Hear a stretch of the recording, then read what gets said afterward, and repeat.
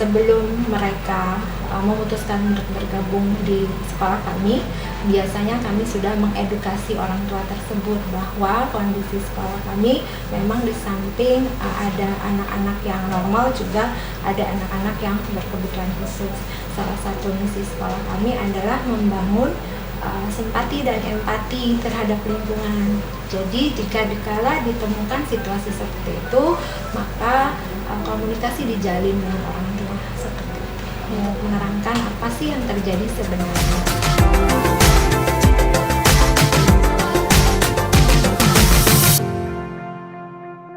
Hai Sobat Gribble, ketemu lagi di channel YouTube Gribble, membawa inspirasi Gribble lebih pintar. Hari ini kita akan membahas tentang anak-anak. Anak itu adalah titipan Tuhan yang paling berharga. Karena itu orang tua harus bisa lebih bijak menjaga mereka, membesarkan mereka dengan penuh kasih sayang dan penuh cinta, supaya mereka merasa berharga. Karena itu hari ini kita hadirkan salah satu inspirasi kita yang berhubungan dengan anak-anak, yang tiap hari kerjanya berhubungan dengan anak-anak. Siapa dia? Ini Miss Rukayah. Biasanya saya panggilnya Miss Iyuk. Oke, boleh Miss salam dulu dengan Sobat Gribble? Halo Sobat Gribble. Nah, Sobat Gribble, Miss Iyuk ini dari sekolah Starfish. Nah, mungkin kalau yang belum tahu nanti bisa cek aja di Google Map ada. Nah, Miss gimana nih sekolah masa pandemi? Semuanya masih online atau sudah ada yang masuk juga? Semuanya sampai sekarang masih yang pembelajaran jarak jauh ya. Oh, bilangnya pembelajaran jarak jauh ya, masih online ya berarti ya semuanya ya. Betul. Oke.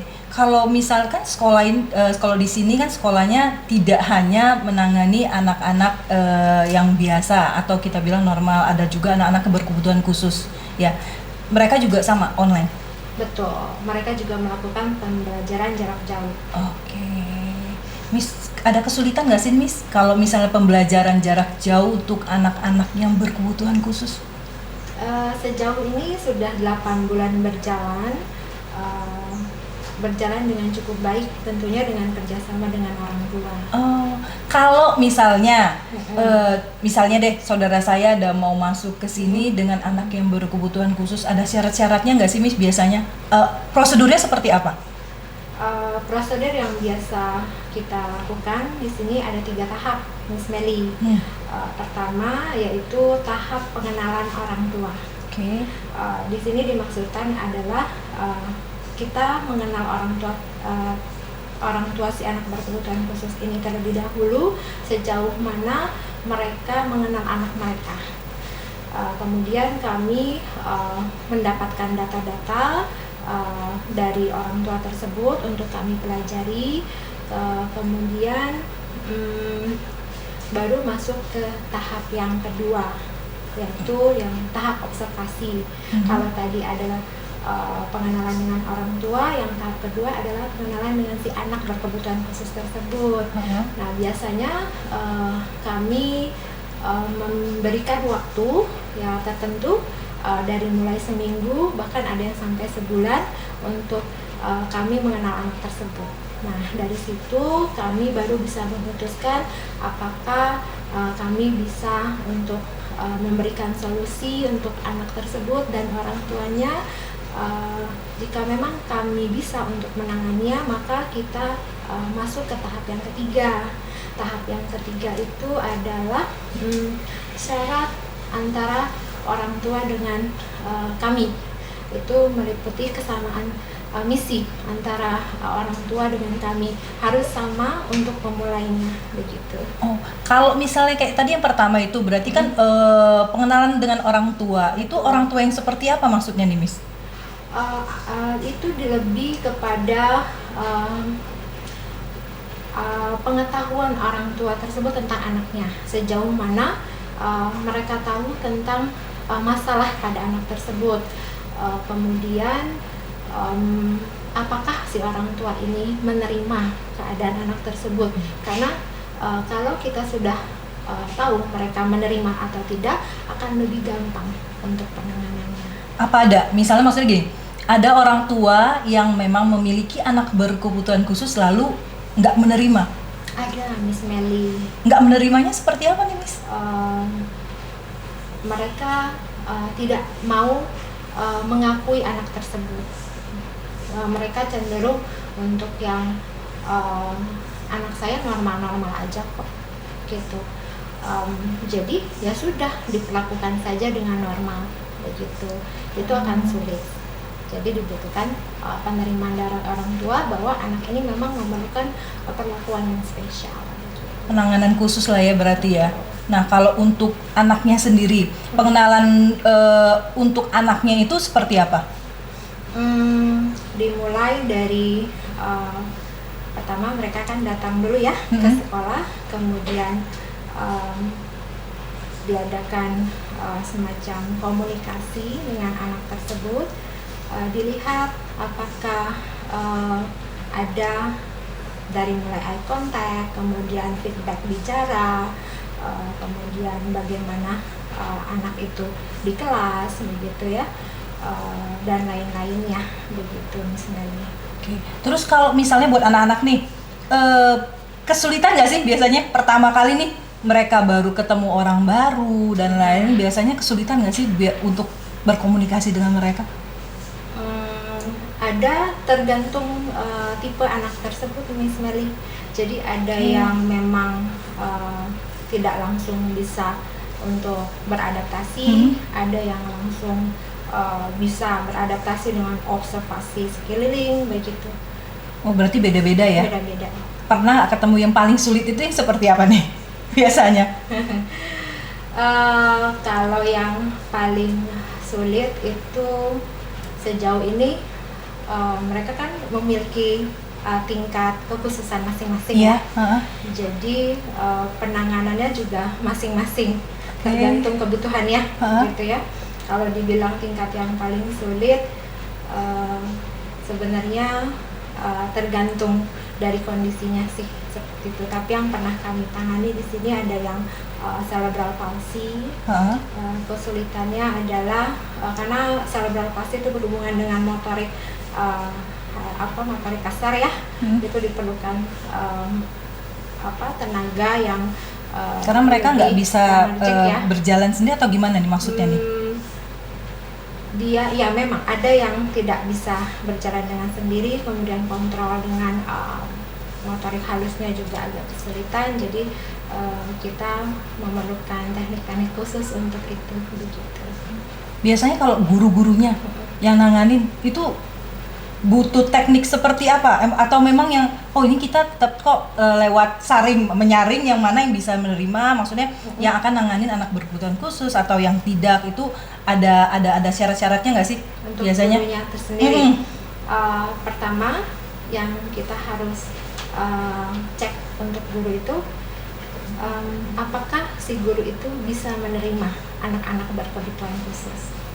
Karena anak-anak berkebutuhan khusus itu mereka sangat perasa, jadi bisa merasakan apakah mereka itu diterima atau tidak, itu dia. Jadi begitu guru itu sudah bisa menerima, otomatis anak ini akan juga bersifat yang langsung positif, begitu. Kemudian langsung timbullah sesuatu yang semacam positif ketemu positif, jadinya enak gitu penanganannya. Gitu. Terus ada yang lain lagi nggak? Atau syarat itu hanya itu aja atau ada yang lain lagi? Tidak, tentunya juga diperlukan skill ya untuk penanganan untuk anak-anak tersebut, begitu, Miss Nali. Kalau untuk guru-gurunya sendiri, Miss, pernah nggak sih maksudnya yang ketemu nih ada emosinya? Maksudnya kan wajar secara manusiawi, ada anak-anak memang mereka berkebutuhan khusus, tapi kadang kita kan bawaannya kadang aduh kok nggak bisa dengerin atau gimana. Pernah nggak sih ketemu yang emosinya sampai sebegitu? Ada nggak? Atau memang karena sudah terbiasa nggak ada tuh yang seperti itu? Ada, tentunya pasti, karena mereka di sini dititipkan ke kita sudah tahun keberapa ya sekarang, tahun ke 2013 ya, dari 2013 sampai sekarang itu memang ada beberapa. Jadi dalam kurun waktu perjalanan ada momen yang tingkah laku anak tersebut memicu emosi gitu.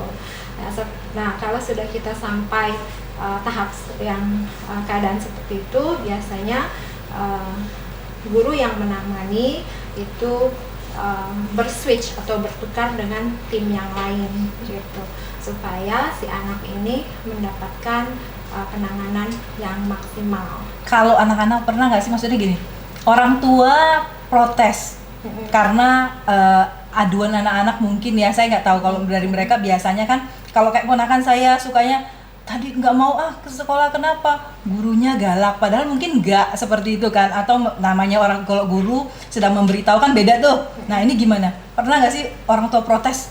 Kalau dari orang tua, sebelum mereka memutuskan untuk bergabung di sekolah kami, biasanya kami sudah mengedukasi orang tua tersebut bahwa kondisi sekolah kami memang di samping ada anak-anak yang normal, juga ada anak-anak yang berkebutuhan khusus. Salah satu misi sekolah kami adalah membangun simpati dan empati terhadap lingkungan. Jadi jika dikala ditemukan situasi seperti itu, maka komunikasi dijalin dengan orang tua seperti itu, untuk menerangkan apa sih yang terjadi sebenarnya. Dan sampai sekarang cukup baik ya dengan orang tua kami. Jadi belum ketemu masalah yang sampai besar banget atau apa ya, Miss? Belum ya? Belum. Oke. Nah kalau untuk anak-anaknya, kan tadi ada bilang nih, di sini ada anak-anak yang normal dan juga berkebutuhan khusus. Betul. Nah untuk membangun empati untuk anak-anak yang normal lah, misalnya mereka memperlakukan anak-anak berkebutuhan khususnya seperti apa? Karena biasanya hampir rata-rata kalau kita dengar kan ada pasti dibully, diledekin atau apa saja. Nah makanya kalau di sini seperti apa nih, Miss? Itulah makanya peran tenaga pendidik itu diperlukan. Jadi kami di sini mengedukasi anak-anak yang normal sebelum anak-anak yang berkebutuhan khusus itu kita masukkan dalam komunitas mereka. Kita edukasi dulu bahwa akan ada anak ini dengan kebutuhan khusus seperti ini, yang kalian bisa lakukan adalah seperti ini dan seperti ini.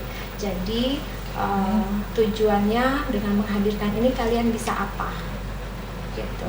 Jadi di sini anak-anak yang normal, bukan hal biasa lagi. Kalau misalnya sedang ada kelas berjalan, mereka akan membantu dalam pembelajaran. Misalnya si anak berkebutuhan khusus tersebut tidak bisa membaca, lalu nanti mereka akan salah satu tanpa kita untuk arahkan, mereka pasti akan datang, begini bacanya, begitu. Atau dalam pada waktu mereka makan, beberapa anak berkebutuhan khusus berkendala tentang health skill-nya, mereka akan dengan sangat senang hati mengarahkan, beginilah cara pegang sendoknya, makannya seperti ini, kamu tidak boleh makan ini karena kamu kalau makan ini akan seperti ini, seperti itu.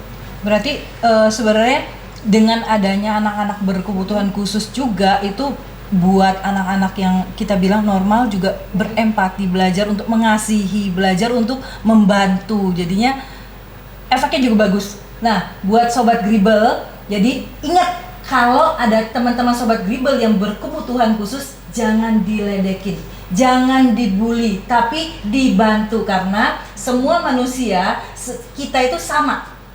Oke? Ingat ya Sobat Gribble ya, saling membantu.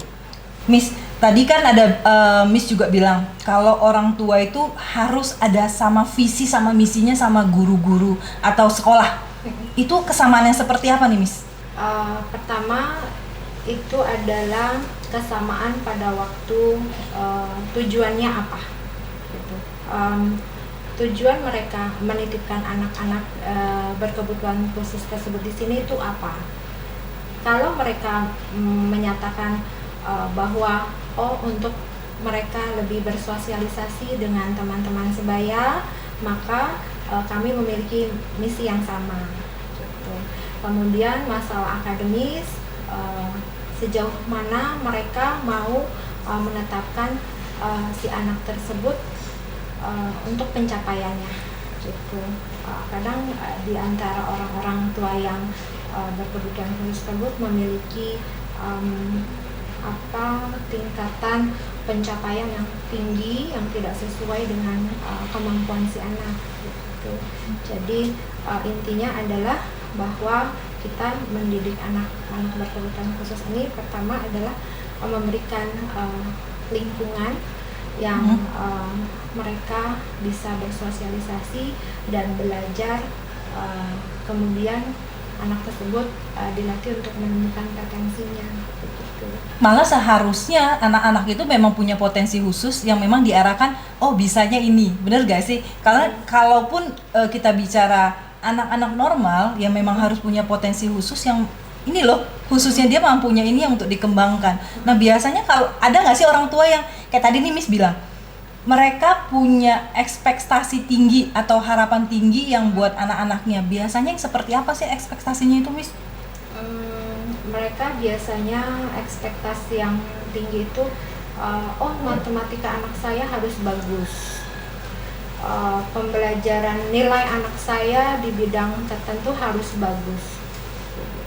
Itu yang perlu diedukasi kepada orang tua, tidak hanya anak-anak berkebutuhan khusus, juga anak-anak yang normal pun sama, bahwa kita tidak harus mahir dalam semua bidang, cukup dengan menggali potensi yang lebih dari satu anak tersebut sehingga kita bisa asah ya menjadi lebih baik, kemudian profesional di bidangnya.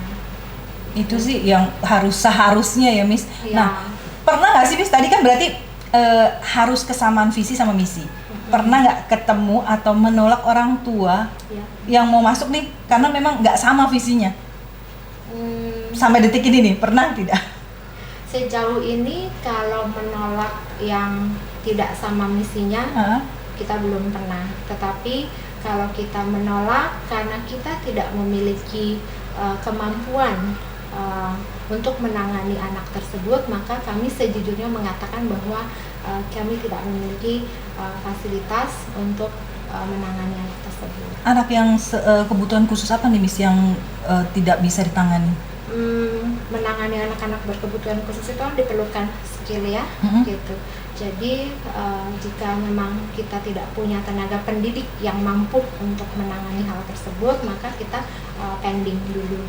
Begitu. Berarti nggak serta-merta harus terima-terima aja. Tidak. Ya, berarti benar-benar disaring untuk fokusnya adalah anak yang masuk ke sekolah ini bisa berkembang. Betul.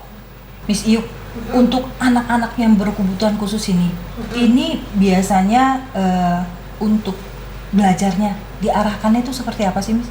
Kalau untuk belajar kita sama, untuk misalnya hari ini pelajarannya sains, antara anak-anak yang berkebutuhan khusus dengan normal, karena mereka berada di ruangan kelas yang sama akan terima dengan materi yang sama.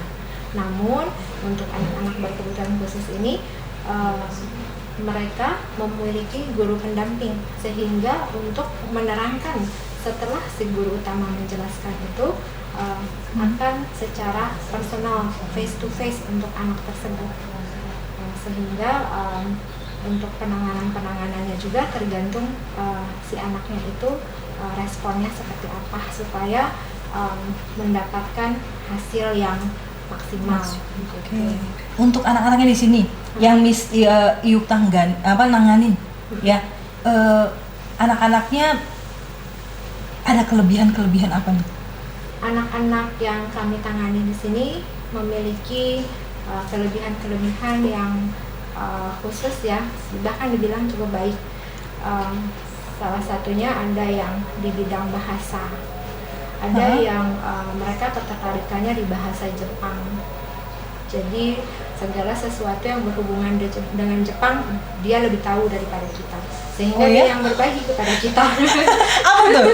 Yang mereka lebih tahu itu seperti apa nih? Misalnya mengenai sejarahnya Jepang, bahasanya Jepang, begitu. Kemudian animasinya Jepang, istilah-istilahnya apa gitu. Kadang kita yang belajar, kamu tahu dari mana? Oh, dari sini. Kemudian kita cek juga sumber-sumber yang dia baca, itu dari mana. Kalau misalnya memang kita katakan oh ini baik, kalau tidak kamu pilihnya yang ini ya. Seperti itu. Biasa kayak misalnya kayak tadi anaknya bisa yang bahasa Jepang. Terus apakah memang nanti diarahkan untuk bahasa Jepangnya lebih atau seperti apa nih, Miss? Kita akan arahkan anak tersebut untuk memang mengeksplorasi lebih di bidang itu. Kalau memang kita tidak punya fasilitas untuk anak tersebut mengasah, maka kami akan arahkan melalui orang tua. Kita bisa arahkan orang tua, ini ada pendidikan yang bisa untuk menambah skill anak tersebut. Ini namanya silakan mama coba, seperti itu. Ada lagi nggak, Miss, anak-anak yang lainnya yang seperti apa nih? Ada lagi anak yang sangat suka menggambar, sehingga gambarnya itu sangat bagus sekali ya, gitu. Cara dia mencampur warna, kemudian menginspirasikan gambar. Itu gitu tanpa ya. diajarin ya? Tanpa diajari, dia lebih bagus Wow. dari kita.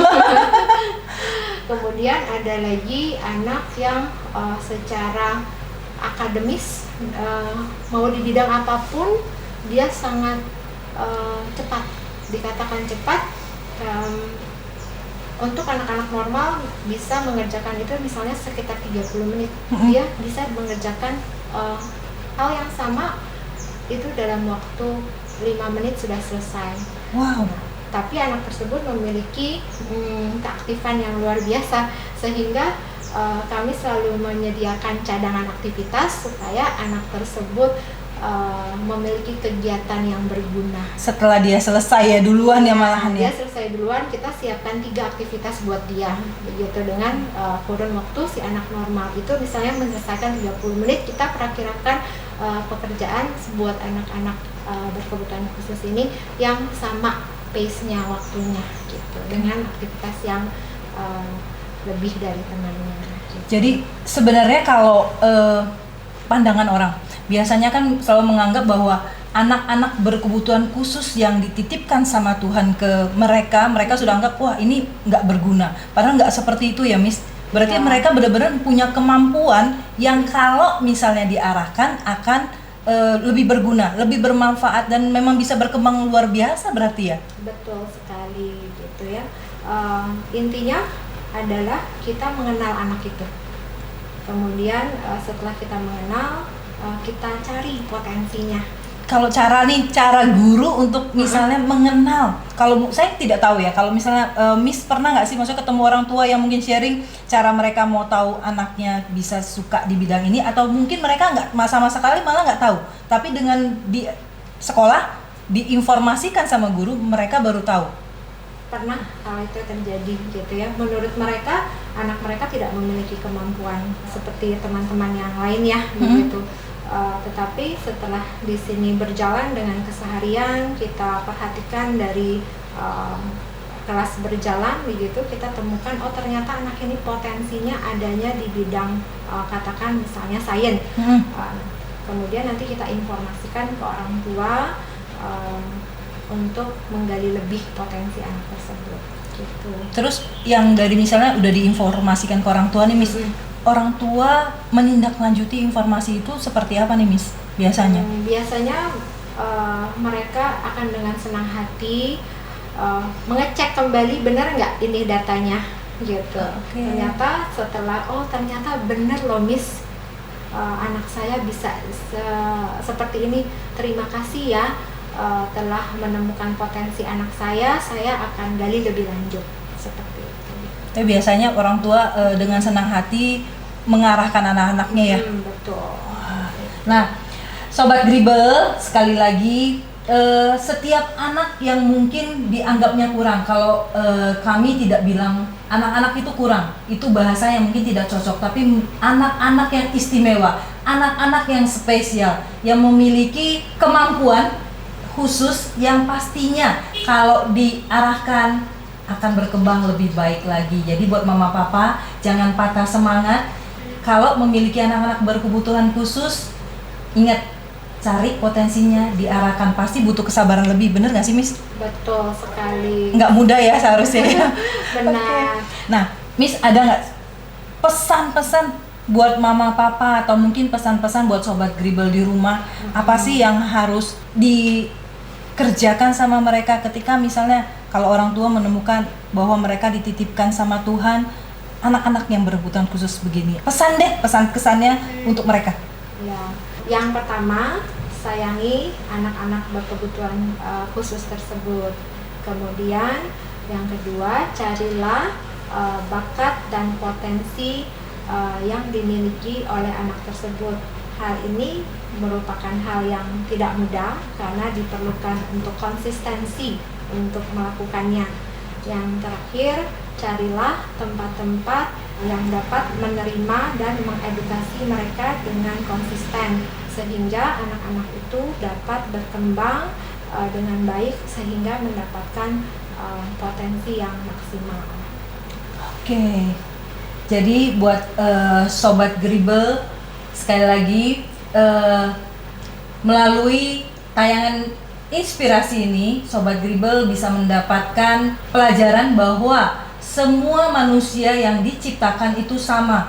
Walaupun mungkin ada anak-anak atau teman-teman sobat Gribble yang berkebutuhan khusus, mereka tidak kekurangan. Ingat, mereka tidak kurang, tapi mereka hanya diciptakan spesial. Saya mau menyampaikan di akhir dari tayangan ini bahwa kalau sobat Gribble ingat, ada seorang motivator bernama Nick Vujicic yang dilahirkan dengan tanpa tangan, tanpa kaki. Dia berkata, kalau Tuhan mau membuat sesuatu yang indah dengan potongan tubuh dia yang sudah rusak, yang sudah tidak ada, maka Tuhan pun pasti akan membuat sesuatu yang indah, rencana yang indah untuk semua teman-teman yang memiliki tubuh yang normal. Oke Miss, makasih untuk waktunya. Semoga bincang-bincang kita hari ini bisa menjadi motivasi untuk sobat Gribble di rumah.